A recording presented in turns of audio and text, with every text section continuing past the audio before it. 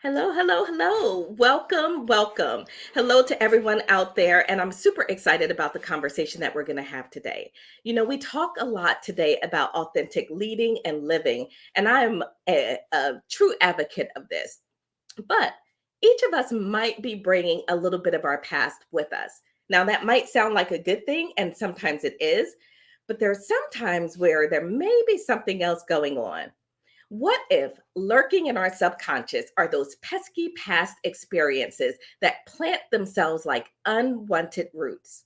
They plant themselves in the subconscious, and just when we least expect it, a trigger happens, and boom, there's an overreaction, a fight or flight, or something of that nature. You know what? Today on our show, we're going to talk about that. And we're going to talk about it because our guest today says it's possible to heal those unseen wounds even at work. I'm ready. Mireille's ready. Roz Jones is ready. And our special guest is ready to lead above the grind. Let's get started.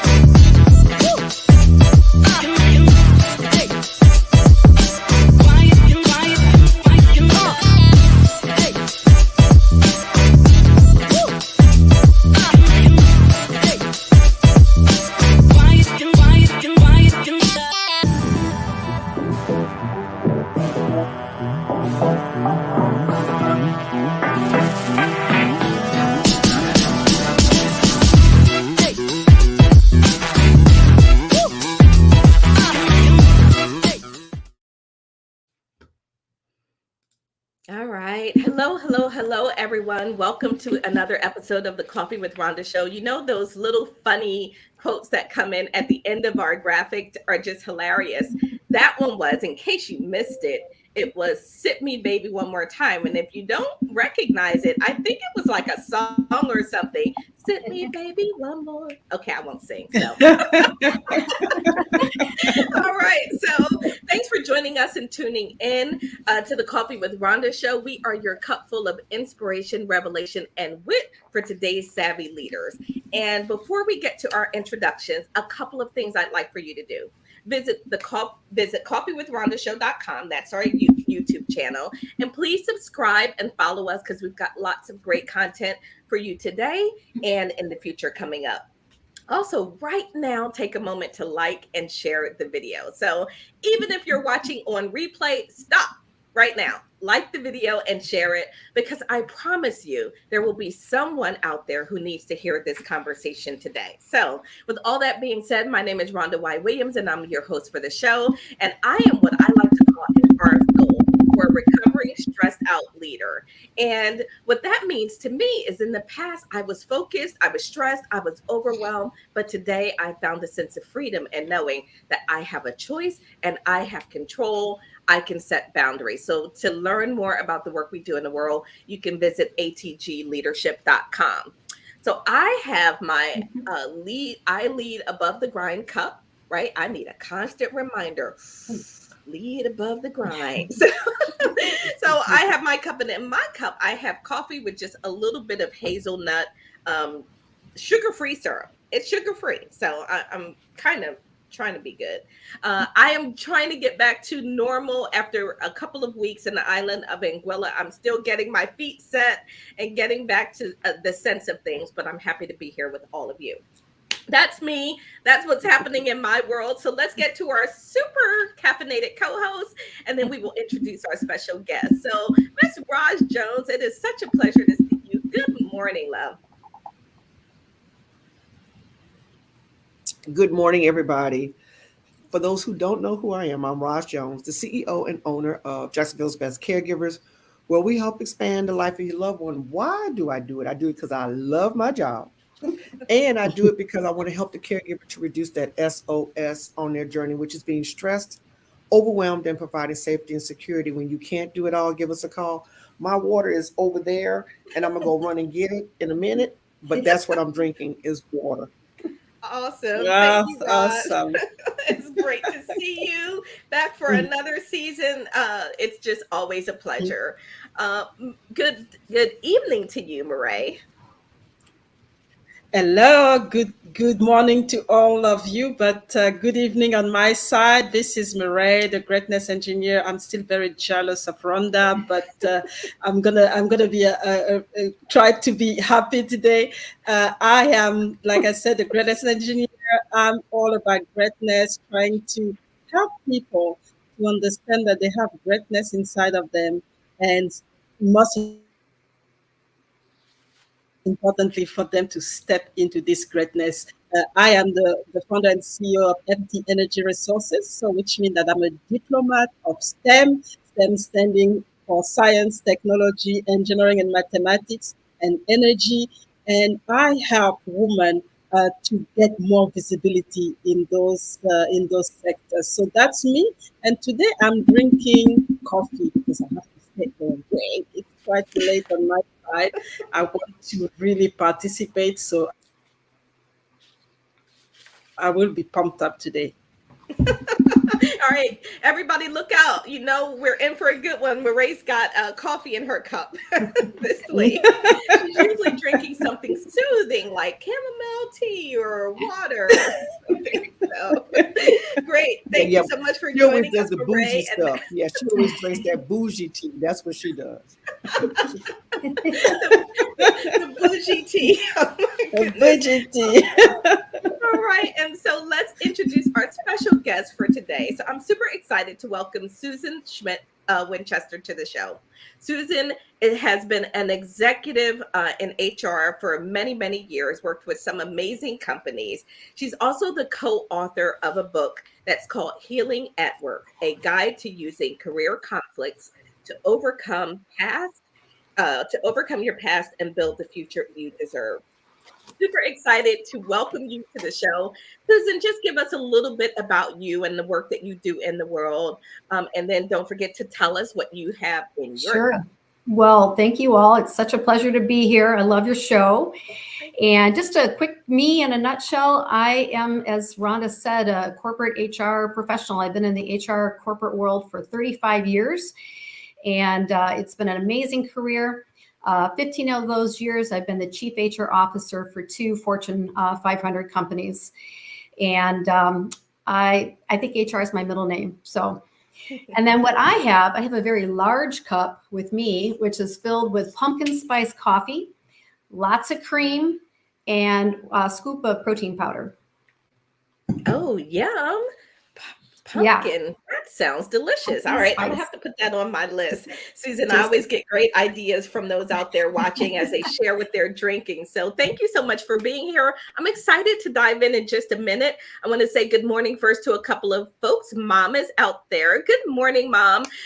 So she said she's ready for another inspiring show today, and she has strawberry banana smoothie in her cup with that sounds fresh good. blueberries. I'm not going to repeat my line. Maybe I will that I say every show, Susan. My mom has the best stuff in her cup every time she's I tuning love it. in. Love it. Love the moms out there. Absolutely. And so Regina's also out there. Hey, sis, all the way from San Antonio. Welcome. It's her pleasure and honor to be here. And then we also have someone on LinkedIn. It looks like you haven't authenticated on LinkedIn. So they're only showing us LinkedIn user. I'm sorry, but they said nice, lead above the grind. And then Regina says that she has water in her cup.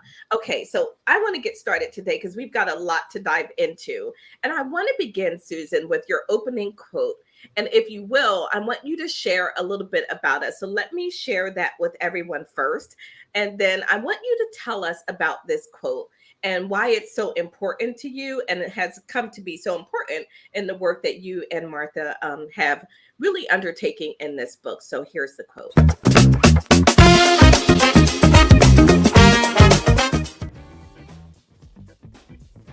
So the quote says, "The rest of your life is yours."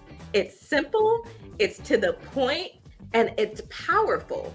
So, Susan, can you tell us a little bit about that and why this quote it really started to resonate in the work that you're doing? So the quote is all about the fact that we really do own the rest of our lives. But what most of us don't realize is that we are showing up in our careers. You know, I talked about my 35 years in the corporate HR world. I spent most of those years like a hamster on one of those wheels, going to work every single day, trying to prove myself, going home at the end of the day and essentially doing a performance review of myself daily. And usually it went something like this. I shouldn't have done that in that meeting. I can't believe I said that. I can't believe I didn't say something in the meeting. And at the end of the night, I would just feel like, you know, if I was grading myself, I'd give myself a D-. And then I get back up the next day and I go into work and again, just trying to prove myself. And what I didn't know at that time was that 2/3 of us, shown by research by the Centers for Disease Control and Kaiser Permanente, that 2/3 of us came from a past, a childhood, where we experienced some negative things. And there's been an amazing study, this goes back many years, it's been duplicated and replicated in different countries, that nearly 2/3 of adults experience at least one significant trauma when they were little, before the age of 18. And what I didn't realize, first of all, I never thought of my childhood as dysfunctional. I knew people had it far worse than I did. But I went to work every single day, not realizing how much my limiting belief about myself, which was my limiting belief, my biggest one, is that I'm not good enough. And that I carried that with me every single day and would end up exhausted. A lot of high achieving perfectionists and people pleasers like myself use unhealthy habits to self-soothe and trying to manage the anxiety that goes along with never feeling like we're doing enough in the workplace. And mine was Chardonnay. So I was using alcohol to try to suppress all those feelings of not feeling good enough. And I'm extremely grateful to God and to some very good friends that this month I will, planning to celebrate my 19 years of sobriety. And so the quote, "The rest of your life is yours," and what Martha and I talk about in the book, Healing at Work, is that we don't have to live what I call the unconscious wounded career path, where those negative limiting beliefs about ourselves are old coping strategies, or like carrying them to work every day like extra baggage. We don't have to live that career. We have a choice, and we can actually step on to the conscious healing career path. And that creates this optimistic, hopeful experience that truly the rest of our life is ours. And that's the path that we teach in the book. Wow. Thank you, Susan. That's really powerful. And I know that so many of us can relate to showing up every day, carrying that baggage to work. And Roz and Mireille, I want to first say hi to Favor. Hey, Favor! Thank you so much for typing in your name, coming in from Facebook, and she's joining us from Nigeria. So it's always great to see you, Favor. I want to just ask you both: have you seen this in yourselves at any point? Like, do you think that there were moments in your career, it may not be now, may be in the past, where you were showing up carrying your baggage from the past in a very wounded way? And so, Roz, let me start with you and answer that. And then Mireille, I'll come to you. Honey child, yes.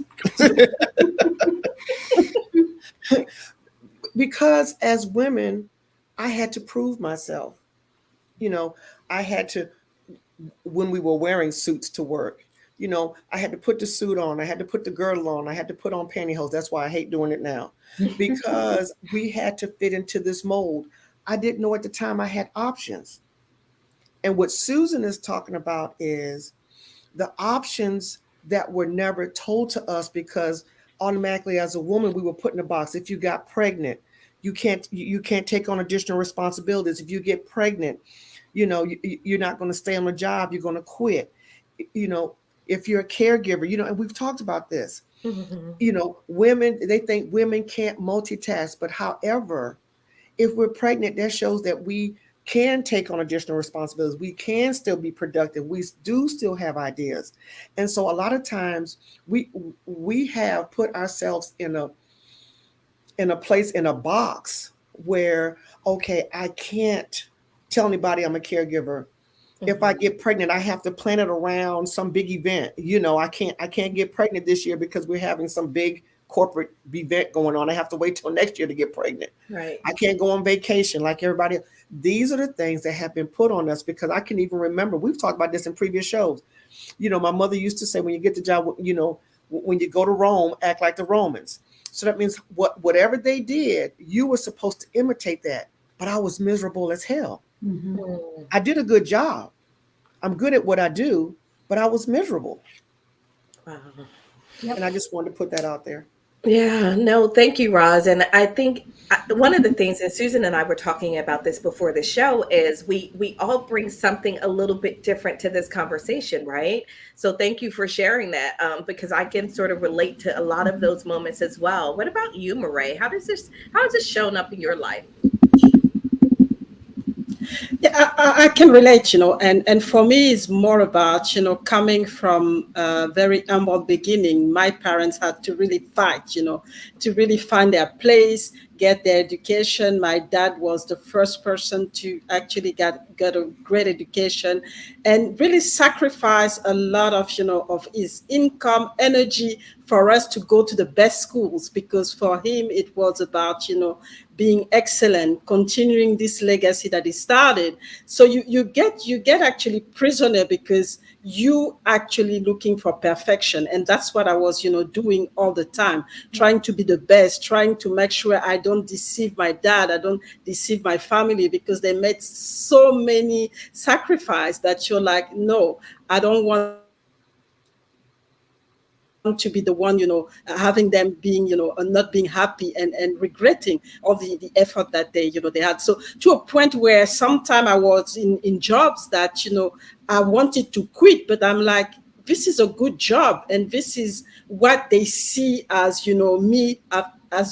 someone who succeeded. So I can't actually let go. I had to continue, I had to push through.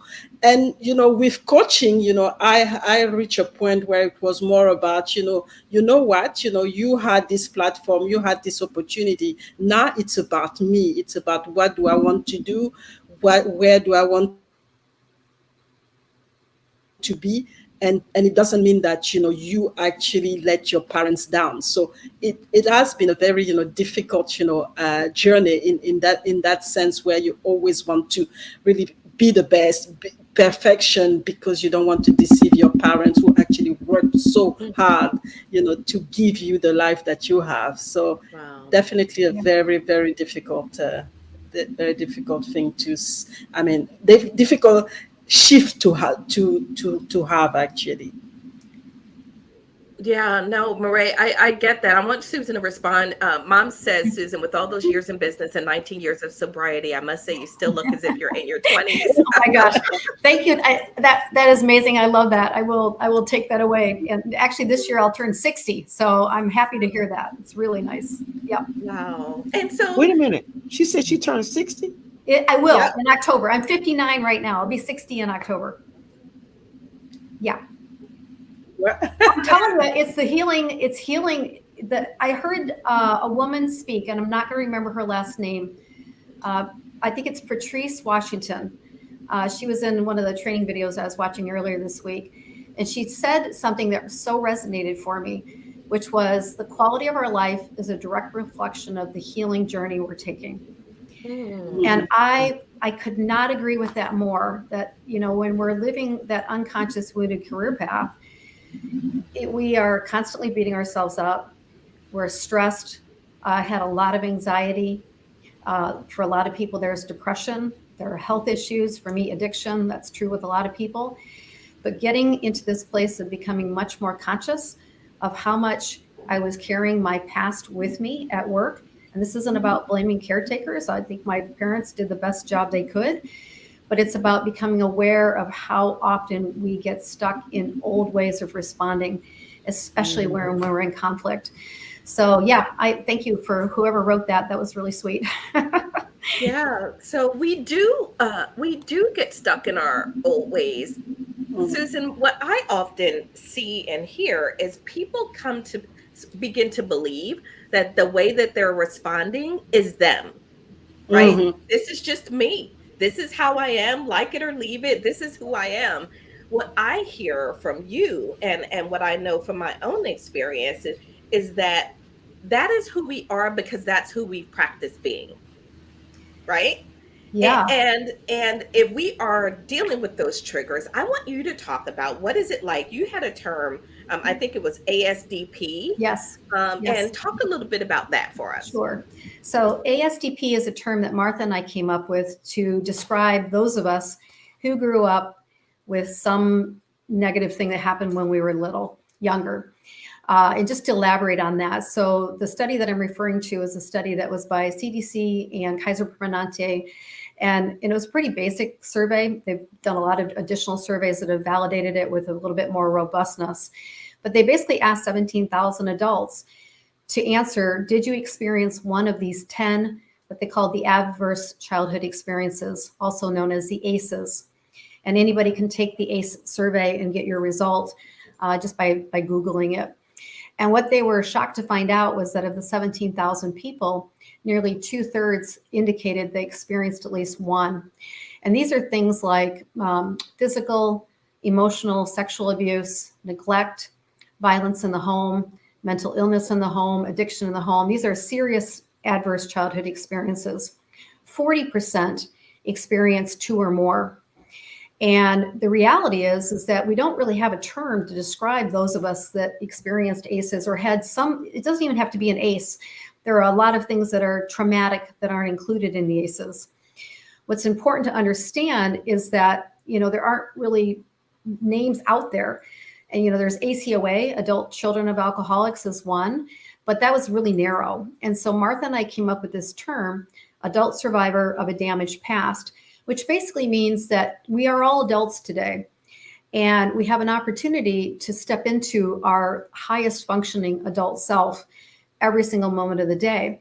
Unfortunately, many of us are not doing that. We're kind of staying stuck in some of those old behaviors that I was talking about. We'll talk more about that in a minute. S stands for survivor, which to me is a word of resilience. It means that we've come through difficulty and challenge, but through that we can actually grow and become stronger. The D stands for damage, which just really means that there was some dysfunctional dynamic happening, but often that we carry damaged beliefs about ourselves. I have been blown away by how high, very successful business leaders, executives, entrepreneurs, founders share with me some of their damaged beliefs about themselves. I don't deserve good. I can't trust anybody. I deserve to get into trouble. The list, I can't do anything right. We get these messages that we take about ourselves and we carry them with us, that even though we're fully functioning in the professional adult world, these damaged beliefs are causing a lot of dysfunction. But there is hope, which we'll talk about too. And then the P stands for the past. ASDP, we're from a past, but that's the past. But we need to really understand the effect of that past so that we can live in our current life and truly experience the rest of our life as ours. The other quote that Martha and I have is, damage is not doomed. In other words, it doesn't matter what you came from, what your past was, what challenges you had, that it's good to understand and recognize and appreciate what happened. But as a result of that, going back to the word survivor, us ASDPs come into our professional world with a significant amount of gifts because of the trauma and experiences that we had. We can read a room. We can walk into a room and read the energy. I can read and tell you if there's an angry person near me because my dad had some issues with rage. I can smell it a mile away. I'm really good at that. And I can also gauge what the emotion is in the room. We're also really good when there's chaos because we've dealt with chaos.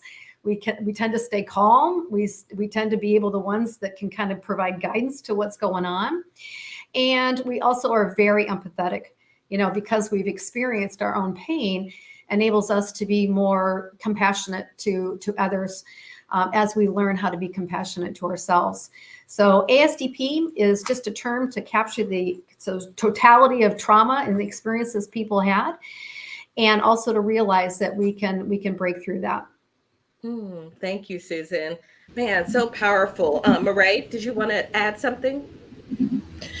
I think it's very powerful what Suzanne just shared is that those trauma are actually there sometime, and we don't even realize that they are there. We are on autopilot basically. It's part of us, and we don't actually know that we are a victim of those trauma, and and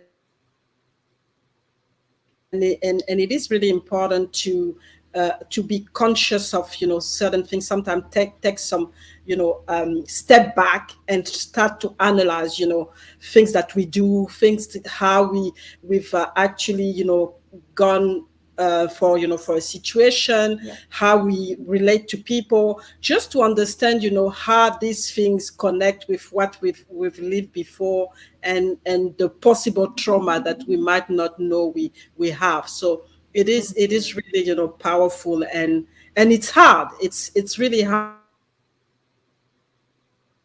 to do that, and that's why we have a lot of people, and it's painful. I think that's Yeah.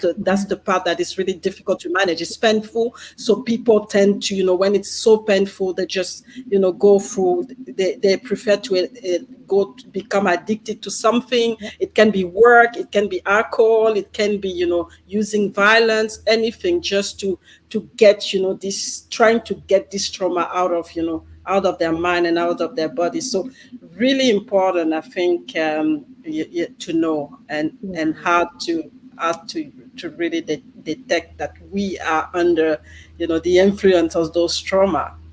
Yeah, Yeah. no, I agree. Mhm. And it's what I want to talk about is, like, how does it show up? Like what are those? What happens to us when we are bringing that baggage?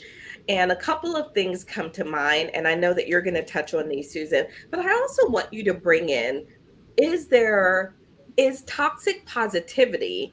Can that be a part of this as well? So we're talking about careers, but I keep thinking about life, right? I keep thinking about carrying this Yeah. luggage around in your life where things are just not going well. You don't know why, but you keep reacting the same way, you keep doing the same things, and you keep getting the same results, but nothing changes. So after we do our greatness minute, I would like you to talk a little bit, Susan, about what happens to us, like Mhm. when we are carrying this undesirable baggage Sure. around with us. So let's do our greatness minute.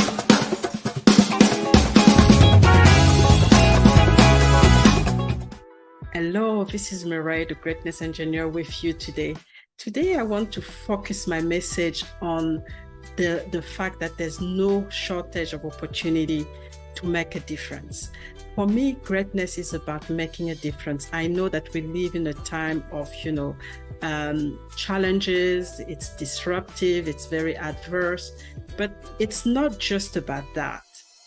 Because greatness is within the capability of every person, as long as the person is open to seeing the opportunity and trust that they can make a difference and be great. So that's really where your greatness should come in. Whatever is happening around you, whatever the challenges, whatever the environment, make sure you see the opportunity, and in behind this challenge, and behind this problem, and behind this adversity that you face. It's all about you. It's all about you trusting that you can make a difference. It's all about you trusting that you can be great. So thank you for being with us today. See you next week. What I love so much about that Oh. is it's so perfectly aligned with choice, right? Susan, you talked about Mhm. that earlier. So help us identify when Yes. we're carrying this child with us.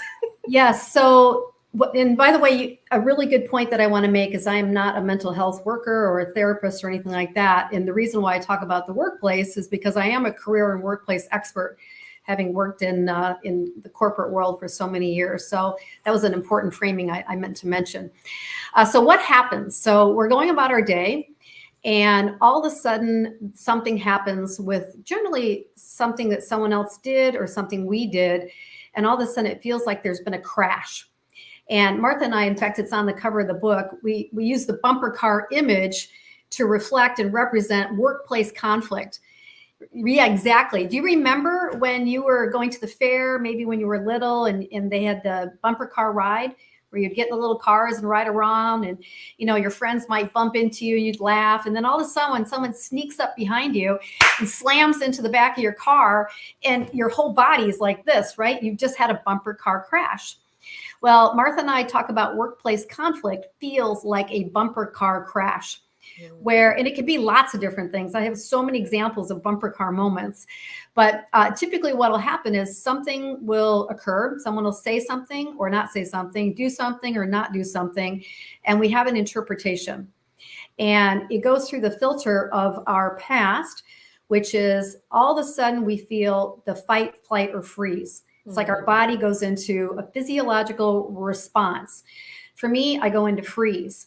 And I'll give you a real life bumper car moment that happened to me many years ago, just to bring this to life. It'll feel like my heart rate's elevated. It feels like an elephant sitting on my chest. And I just want to cry. I just feel this fear, like immediate. It's just a physiological response that I'm in danger. And then almost automatically, my limiting beliefs come popping to the front of my head. Oh my God, I am really not good enough. What just happened proves that I am not good enough. And then sort of in this anxiety-fueled response, my response is perfectionism. How can I be as perfect as possible to try to mitigate this reaction of whatever's happened to me in the workplace? Or people pleasing, like tap dancing. What can I do to make this person happy so that they'll stop being angry at me?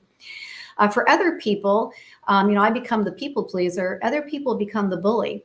We've all worked with and experienced bullies in our workplaces. So some people get really aggressive. Their response when they feel triggered, this emotional trigger, the bumper car crashes happen, is to become very aggressive. And then other people, so that's the fight, right? Mine is freeze, the fight mode. We've all seen that behavior. And then there's also so fight, flight, freeze. There's the flight. Some people will literally do everything they can to stay invisible. I worked with somebody years ago at one of my companies who told me after 30 years of working at that company that she had never spoken until spoken to first. So she literally was hiding as her protection strategy.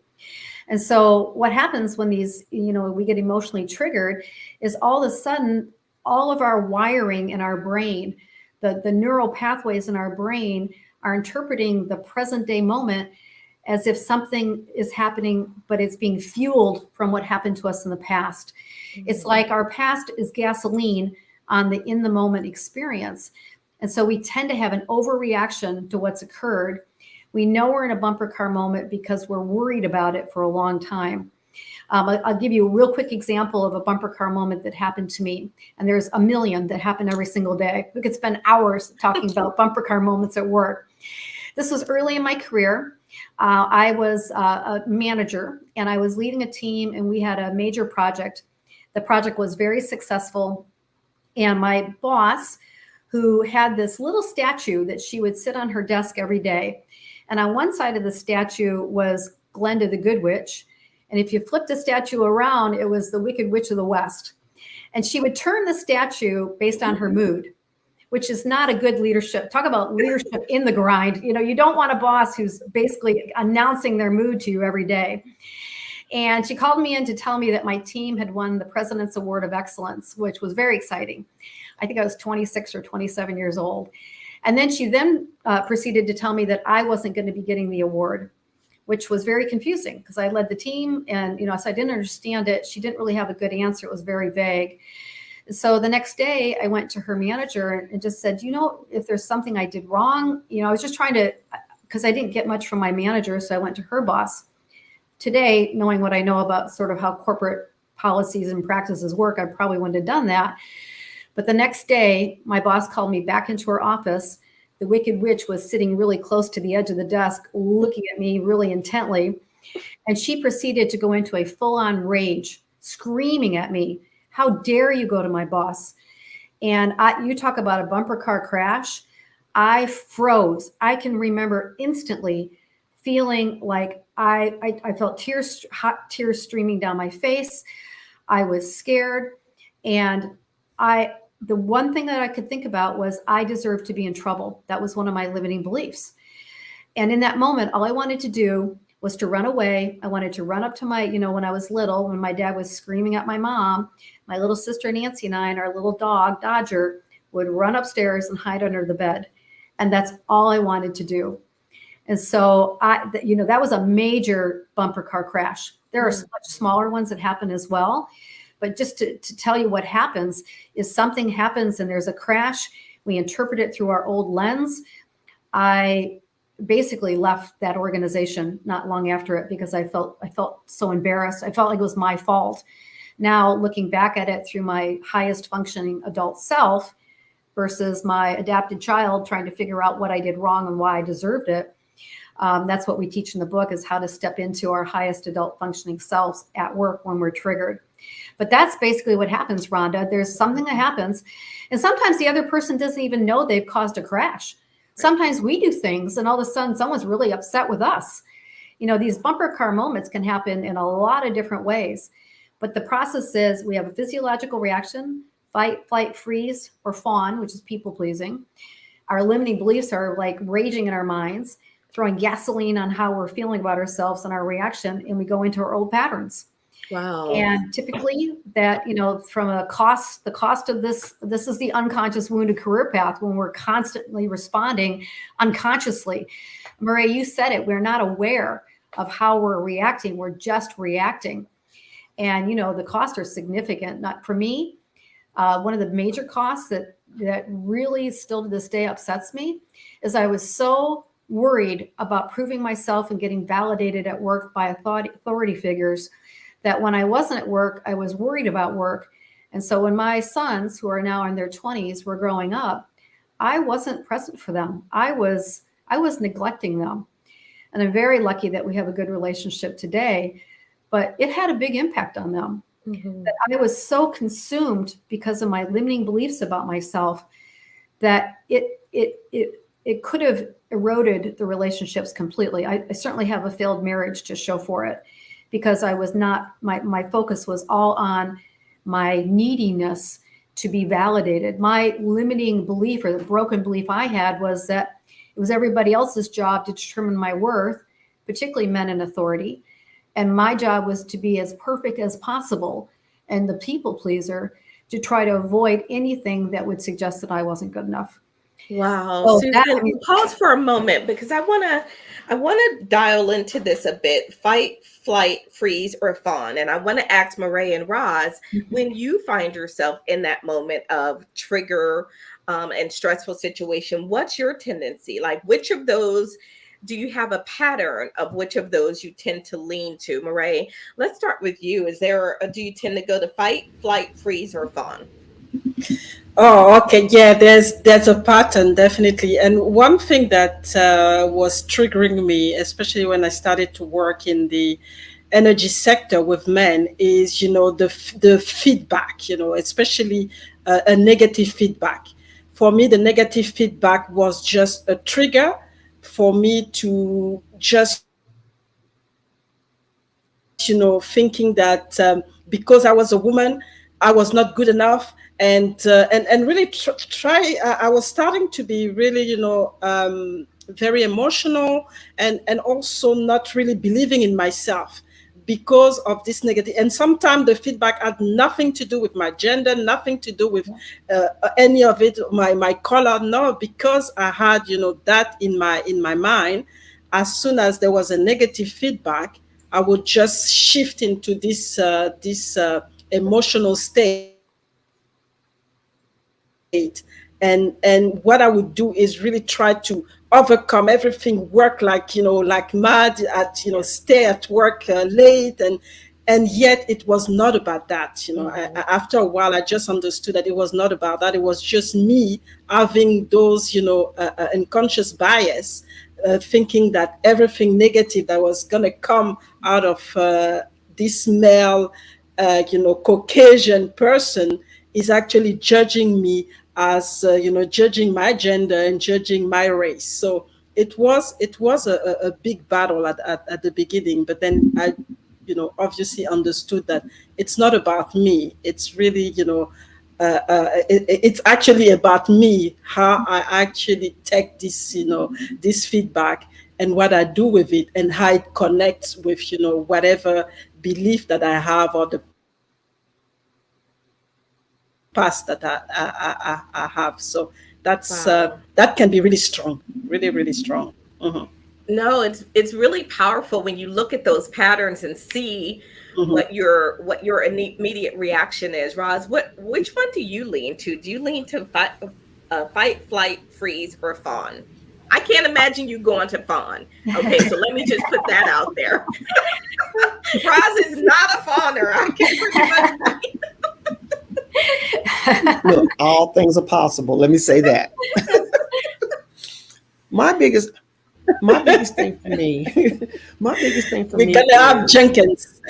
yeah, that alter ego comes out, Susan. We'll talk about that after the show, honey. But I love it. nonetheless, my biggest trigger for me is when I've done something wrong and you don't tell me about it. And then when you tell me about it, it's sometimes 2 months, 3 months, 4 months, 5 months, 6 months, almost a year before you tell me. So I haven't had the opportunity to correct. Right, I haven't had, been afforded the opportunity to say, okay, let's fact check this, right. you know, let's bring all parties together. Those are the things that trigger me, um, and push me into working more, if that makes sense. It Yeah. feels Because unfair. now I'm trying to figure out on my own, okay, when did this happen? Why wasn't I afforded the opportunity to change? Because I love change. Tell me, because just like what Susan was talking about earlier, and Mariah, the opportunities. You didn't give me a chance to Yeah. fix it. You went on your own tangent with with your group of people, and you didn't come to Roz and say, "Hey, this is what's going on."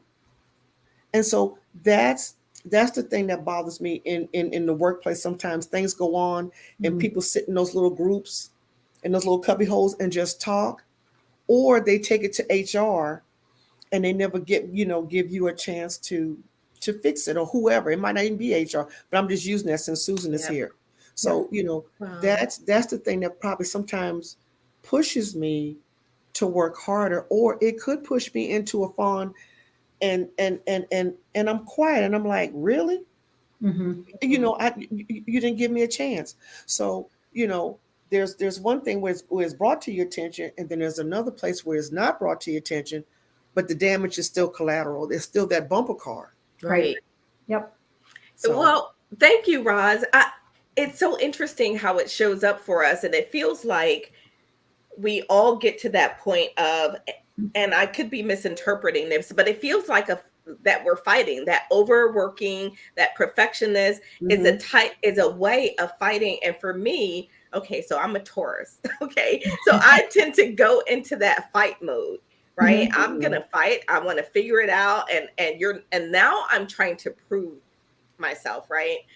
You're wrong and I'm right, and here's all of my data points to prove, because also very data driven, right? So I've Mhm. got that part about me that I'm working with, where I'm really trying to figure out and to prove to other people that this is not accurate, Mhm. right? So all of that type of fighting, as I listen to us now, it's exhausting, Susan. It's exhausting.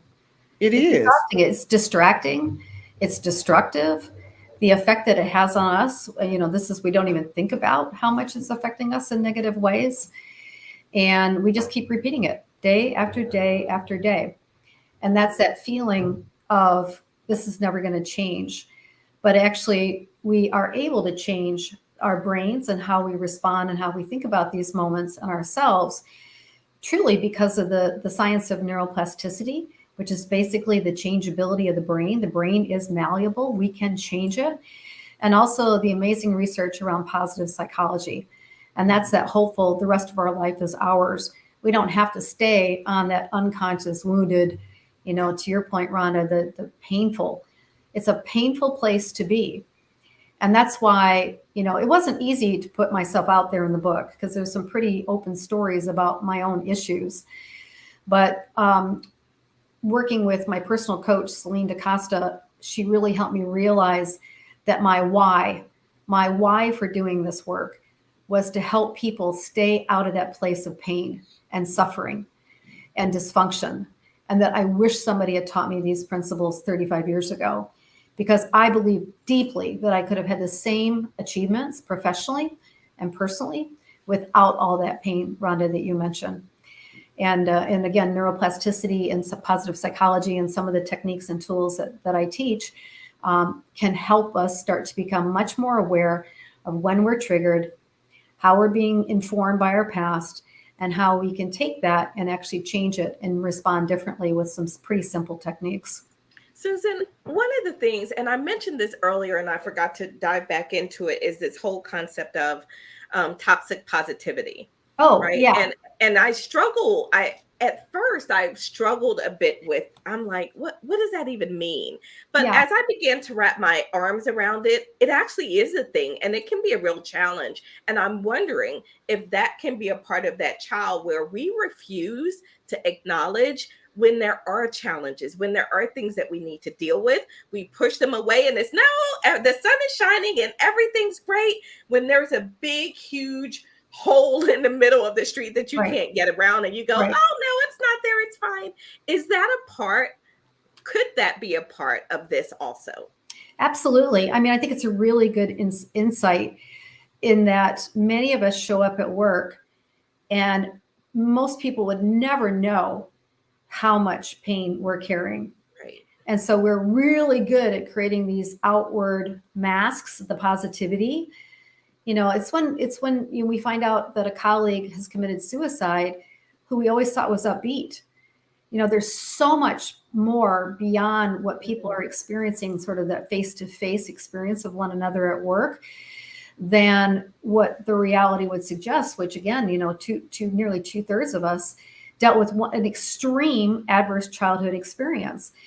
And, you know, I've had a lot of people come up to me and say, I didn't have one of those ACEs, Susan, but I have a lot of limiting beliefs about myself. I had an overbearing parent or, you know, a super critical parent. And so they have some of these same experiences, but we all learn how to function at work. You know, I'm the eternal optimist. Nobody would have ever guessed that I was having this much pain and anxiety behind the scenes. So I think toxic positivity summarizes exactly what the unconscious wounded career path is all about. Wow. I want to ask Susan a question. Susan, Sure. A lot of times when we come to work from home, bringing whatever we're bringing from home to work, a lot of times we are scared to even say anything publicly. Mm-hmm. We're scared because then what is our boss going to think about us? Are we going to be ridiculed? And then don't even talk about the mental health piece. Right. I'm scared to tell you that I'm possibly feeling suicidal, or I'm feeling depressed, or I'm feeling isolated. And, you know, you're scared to go to your leaders. And Right. this is not only at home, but then this is also even in the church or even in your family. You're scared to go to these leaders because, Right. and I'm just going to say in the African-American community, it always is whatever goes on in this house stays in this house. Absolutely. Yep. So, you know, we're scared to say anything because I'm scared, you know, in the back of my head, my mama going to come get me if I say something about what's going on at home. Completely understand. Mm-hmm. It's such a important point, is that so many ASDPs aren't talking about it because of, you know, everything they were taught when they were little. You know, keep the secrets of the house, protect the family reputation, dismiss and minimize whatever is happening as if it's normal. I mean, there are a lot of things that we all do. I think your point's great, and it really depends on your relationship with your leader. I think companies are becoming much more attuned to how important mental wellness is. I just had an experience with 70 other chief HR officers at a very well-known company to talk about how wellness fuels everything that companies want. Mental wellness fuels performance, it fuels productivity, it fuels relationships, it fuels engagement. And so I think companies are on this journey. They're at different places on this journey. I know my company, we offer a lot of support to people with, you know, different opportunities for seeking support from therapists. We have, you know, virtual capability to do that. And, it really depends on your relationship with the people that you're working with. I would never want anyone to put themselves in a vulnerable position at work because they feel like they need to explain. I'm hoping that leaders are becoming much more aware of how much pain and suffering there is, and spending more time with teams, taking the time, not necessarily to delve deep into someone's experience outside of work, but to at least acknowledge, even without saying what happened, you can let people know, look, I've got some things happening personally that are significantly affecting my energy. And I just need to let you know that. And, people genuinely want to support one another at work. I believe that. But you got to gauge whether or not you feel comfortable sharing it. I would never want someone to expose something they didn't feel comfortable sharing. Yeah, but my hope is that companies are moving on this mental wellness journey, realizing how important it is to their teams and their employees, that we have to take it very seriously. Which is why I'm on a mission at my company, and basically any other company that wants, or organization that wants me to talk my keynote on healing at work, because I think it's a breakthrough way of looking at mental wellness at work. And some of it, to your point, there's a lot of stigma around some of these topics. So encouraging leaders, I'm doing this, encouraging leaders to be more open and vulnerable with their teams, to create more of an experience from a culture standpoint that lets people know that they're not alone. And I was listening to Oprah's new book. Oh, I love her new book, What Happened to You, with Dr. Bruce Perry. And in it, Dr. Perry, who's a world-renowned expert on neuroscience and the impact of trauma on the childhood brain, he talks about how important connectedness to other people is as an antidote to trauma. And so we've got to find our communities, even if they're not at work. We've got to find our communities where we feel safe and where we have trust, because that's where healing happens. Wow. Yeah, no. And sometimes it can be very difficult, because I've seen so far, working with men, because of this domestication and this feeling that they, those expectations where men should always be strong. Some of them were struggling, but they're not actually, feel safe to actually come and talk about, the everything that they're going through, because that's not expected from them. And they get, they stay into this prison. And by the time you realize someone has committed suicide, or someone has actually done something to harm himself, so it is sometimes very difficult. You're absolutely right as well, because of all those expectations that are put on on people. You are so right. In my role, working with so many really talented leaders all over the world, these issues that I'm talking about in healing at work are relevant for men and women, are relevant for every race, every country where I've spoken. I think that the concepts are universal, and I am on this mission. My mission, my life's purpose, I know this is my God-given life purpose, is to teach self-acceptance to create a more joyful world. And that matters everywhere. I don't care who you are, what your background is. If I can help influence people feeling more self-accepting of themselves and managing those limiting beliefs and those old behaviors that we learned to survive when we were growing up, and start to shift into the conscious healing career path, I do think it will affect not only our experience at work, but also our experience in life and our culture. My goodness. Susan, I can't even believe that our hour is almost gone. I'm like, where did the time go? And I'm panicking a bit. So here's what I want to do. I want to be sure that we talk about your rapid power reclaim. Rapid power reclaim. Yes. Because we've talked about the challenges, right? And we've learned to identify them and to see. We understand the role of fight, flight, flee, or a fawn. Yep. And now, what do we do about it? How do we begin to take back our power in this? Yes. So the first step is realizing that just having a new concept in our mind can change our brains. Dr. Bruce Lipton, who wrote The Biology of Belief, said that. And so just knowing that we are sometimes on the unconscious wounded career path, where the limiting beliefs, the old behaviors, all that's driving the pain and suffering we've talked about, waking up and realizing we can step onto the conscious healing career path, that's the first opportunity. And then to your point, I developed a 3-step proprietary process called Rapid Power Reclaim. 3 steps. So the next time that you get triggered, you have an emotional trigger. Step number 1 is you've got to create choice. I talk about managing the physiological response is about creating choice. When we're lost in that adrenaline of the physiological reaction, we have no choice.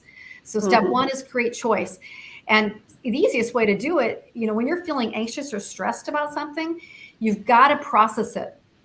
And I've got to get the name of this woman that was in this Amy Porterfield course, because she had so many excellent, she said, you need a process for processing life. So you've got to process it. You've got to feel the emotion. Don't stuff it. Let it out. I have a plastic baseball bat. I'll hit it on a couch and just get the energy out. But that allows us to create choice. The next step is to elevate your action. Rather than going into the old patterns like me, the tap dancing, people pleasing poodle, trying to please everybody around her, I now think about, all right, now that I realize I'm in a bumper car moment and I have a choice and I've managed my energy, my feelings, emotions that are coming up, what am I going to do differently? How am I going to elevate my response rather than going into my old patterns? And then finally, when we elevate our response, it could be just saying, look, we need to take a time out from this meeting. We need a break. Let's take a 10-minute break, go outside, get some fresh air, and come back. And then realize and go forward in your highest functioning adult self. The final step is when we elevate our action and we've done something differently, we have to celebrate it to integrate it. And so what I mean by that is we are literally reshaping the neural pathways in our brains when we start to look at and respond differently to those bumper car crashes when we're emotionally triggered. And so when I take a break and I go outside and I celebrate that I didn't get, I realized I was getting triggered, I processed it and I responded and elevated differently. When we celebrate, and believe me, I had to work on even putting a list together of how do you actually celebrate, because I was not very good at it, right? I was never celebrating. Celebrating is just doing something that's good for you. And doing that starts to anchor in that new response. And so that starts to shift those neural pathways. That's the promise of the rest of our life is ours. It's all grounded in science. And when we start to celebrate, we're also focusing on something positive. And the positive psychology research says if you focus on positive, the quality of your life improves. So I can go into a lot more detail on all of this, but let me make sure we recap this, Susan. Okay, so it's create choice. Yep. Elevating action. Yes. And then celebrate and integrate. Exactly. That's exactly right. I love it. I love the create choice, because all of a sudden it feels freeing. We are not hostage by our past unless we allow ourselves to be. Our past is our past. It happened. But we today, how do you say it, Susan? You say that we are able to show up in our adult. Yeah, our highest functioning adult self. Right. When I get triggered, because of course I'm human, I'm on this journey with everybody, I go, oh my gosh, in my head, I'm thinking, oh, you just had a bumper car crash. What's going on? All right, you're feeling anxious, you're feeling angry, whatever. Okay, got to get that energy out of me. Okay, now what do I do? How do I elevate my action versus going into perfectionism or proving myself or working 16 hours a day? Wow. Oh, okay, I'm going to try this. And then celebrating and anchoring it in. So yeah, it's a much better life. The conscious healing. All right, well, let's take our coffee picture, because I forgot this last week. Roz, did you get your water? All right, that works. All right, got it. Wait, Mireille, you moved. Did you get it? Yeah. Okay. All right, thank you. And so when we come back, let's wrap up. And final thoughts and takeaways for the show. We'll come to Mireille first. We'll go to Roz and get your takeaway thoughts and what we're pouring in everyone's cup today. And then Susan, we'll come to you for closing and what you want people to take away from our conversation today. And we will start our wrap up as I look at my puppy being crazy right after this.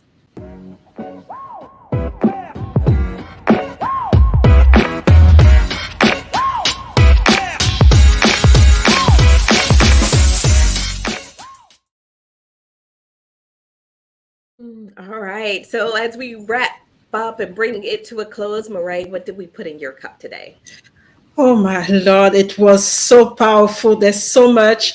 But you know what I really realized, listening to the conversation is that we have the power. And it comes down to, the choice that, the free step that you've just described as Susan, the fact that we have the choice, whatever is happening around us, whatever past we have, we always have a choice. And that's really, like you said, Rhonda, it gives you freedom. And obviously, the other part is the celebration part as well, because sometimes we so critical of ourselves all the time. Anything we start to analyze, and we point out all the negative, and we forget to celebrate. And that's a really important step as we empower ourselves through this process. So really, a great conversation, and I think there's so much. So those are the key things that for me, I have in my cup today. Thank you, Mireille. Roz, what Mhm. about you? What did we put in your cup today? As I was listening to Susan talk about the options we have and the choices, so far as what type of energy is around us. So to me, that was very important because as we look at ourselves, she was talking about looking at ourselves every day. And so every day as we wake up, we have a choice to be, in this vibration, in this energy. And then we also have the choice to cut off those things that are sucking our energy and taking our focus. So that's what I learned from Susan today. Thank you, Susan. Mhm. Thank you.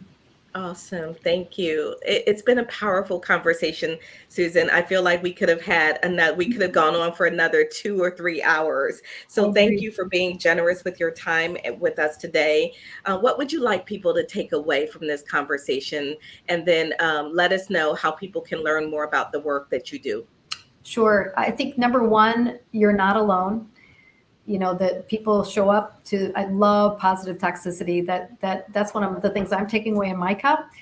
You are not alone. If you're struggling with limiting beliefs and behavior patterns that are wearing you out, damaged is not doomed, and the rest of your life is yours. And the principles, either through the Healing at Work book. I have a mini course on managing bumper car moments, very inexpensive. I have a 6-week online self-study course. I have all kinds of tools, high value, to help support people as they're shifting from that unconscious wounded career path to the conscious healing career path. And it's possible for every one of us. And it's such a better place to be. Thank you so much, Susan, for being here. As I think about my last drop, I think about those choices that we have, and let me just go back for a second. So, Dia said, "That's great, respected, Mireille Toulekima. Congratulations." We had Lori Shanahan who said this was excellent. Thank you so much for joining, Lori. Mom said, "Great show as always. Welcome back, Roz." And then Regina said the show was amazing. So many golden nuggets. Definitely has to replay and ponder. Thank you, Susan, and thank you, ladies.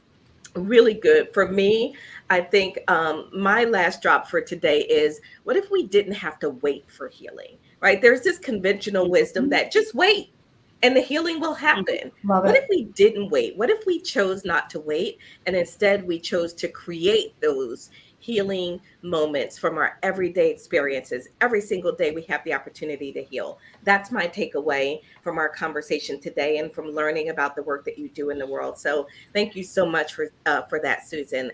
It's been a real pleasure having you join us at the coffee table. Thank you so much. And you summarized it, which is the workplace can be your own laboratory for emotional healing.